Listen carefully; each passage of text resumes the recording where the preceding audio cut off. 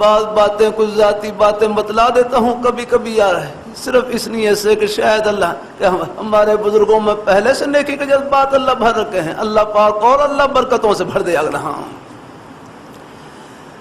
اللہ تعالیٰ اپنی بارگاہ میں باقی اپنے بچوں پر خرچ کریں، اہل و عیال پر خرچ کریں، حسب توفیق جہاں نیک مصارف ہیں ان میں خرچ کریں، اور اللہ نے رکھا یہ جذبہ الحمدللہ۔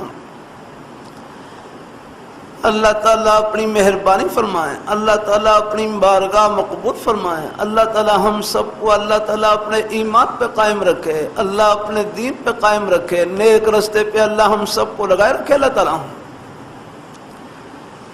بعض سے بات بڑھ گئی، ثم یطمع ان ازید، کہ پھر وہ طمع کرا، میں نے رکھیا کتنی آمدنی تھی آگے، لیکن اس کے باوجود ثم یطمع ان ازید، اللہ تعالیٰ فرما رہے کہ پھر بھی وہ طمع کرتا ہے کہ میں اور دوں اگلا ہم رہا ہوں، اور کرتا رہتا ہوں، آخرت سامنے ہو تو حوصلہ ہی حوصلہ ہے ہم۔ پھر اللہ تعالیٰ قناعت، صبر اور قناعت کے جذبے سے اللہ تعالیٰ بھر دیتے ہیں ہم، آخرت سامنے نہ ہو تو پھر ہوس ہی ہوس ہے رہا ہوں۔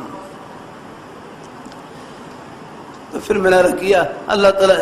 یہ طمع کو ختم کرنے والی چیز زکوٰۃ ہے، الحمدللہ مجھے امید ہے سب حضرات زکوٰۃ ادا کرتے ہیں، انشاءاللہ آپ سب کے قلوب طمع سے پاک ہے الحمدللہ۔